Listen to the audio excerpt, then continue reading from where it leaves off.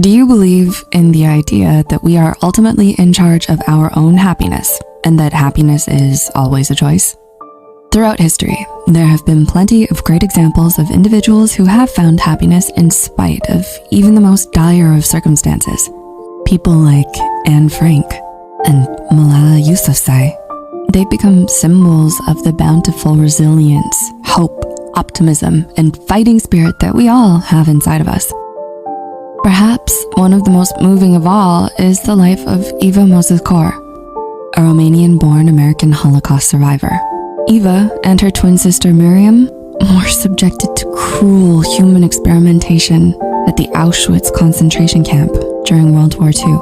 And yet, in spite of all of those years that she suffered at the hands of the Nazis, Eva dedicated most of her later life trying to locate other survivors of the experiments and founded a humanitarian organization that vowed not only to tell the story of these victims, but to preach values of love, peace, and forgiveness above all else. But if these stories are anything to go by, then why aren't more people happy? And why does it seem so hard for the rest of us? Well, psychology tells us that it's not actually that simple, and that there's a lot more to happiness than we think. In fact, some people can even fear happiness and become addicted to sadness instead. With that said, here are 6 psychology-backed reasons why you might be addicted to sadness. Number 1, learned helplessness. A concept first studied by psychologist Martin Seligman. Learned helplessness is defined as a sense of powerlessness, often arising from a traumatic event or persistent failure to succeed, that tends to develop into depressive and self-destructive behavioral patterns and tendencies. Simply put, learned helplessness is what happens when you've been chronically abused and traumatized to the point where you no longer believe it possible that things will ever get better.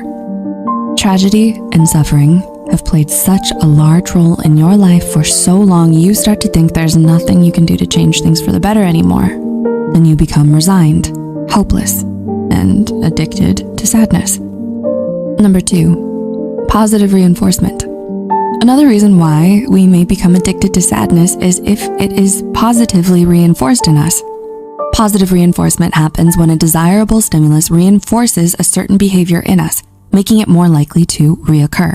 Simply put, when we are rewarded and enabled for our sadness, it's all too easy to become addicted to it and get stuck in our ways. An example would be if constantly playing the victim and needing to be saved from your own sadness is the only way you've learned how to get close to others and gain the care and attention of your loved ones. Number 3, choice theory.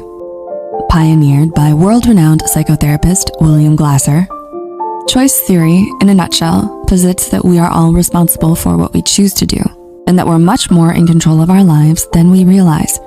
In fact, Glasser once famously said that we choose everything we do, including the misery we feel. So, according to choice theory, you might be addicted to sadness because you are, be it knowingly or unknowingly, choosing to punish yourself with these feelings. So think long and hard.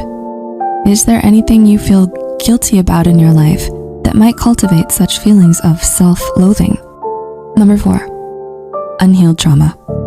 Similar to the last point, trauma can often lead to an unconscious desire for unhappiness in our lives, especially if left unresolved. Why? Because more often than not, those who have suffered a traumatic experience have a hard time moving on from their past and instead fall into the trap of denial, negativity, and self-sabotage. They become resistant to positive change because happiness, safety, and security just seem so scary and unfamiliar to them now. In their minds, happiness is fleeting and transient, so why bother trying to chase after it when you'll only end up disappointed? Number 5, low self-esteem.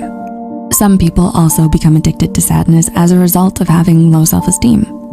Deeply rooted insecurities and a lack of self-worth can lead them to believe that they don't deserve to be happy. They're extremely harsh and critical towards themselves and often find it difficult to overcome their own sense of self-pity. They're quick to blame themselves for everything that goes wrong in their lives, even if they have no control over it, and are often plagued by feelings of worthlessness and inadequacy. And number 6, Undiagnosed mental health issues. Finally, but perhaps most importantly, a hyperfixation on one's own sadness can be a key indicator that someone is suffering from an undiagnosed mental health issue. Whether it's anxiety, depression, PTSD, borderline personality disorder, or something else entirely. People struggling with an undiagnosed mental illness will have a harder time than most, regulating their emotions and overcoming feelings of sadness and distress. And the longer they go without getting the help they need, the harder it'll be for them to overcome their mental illness.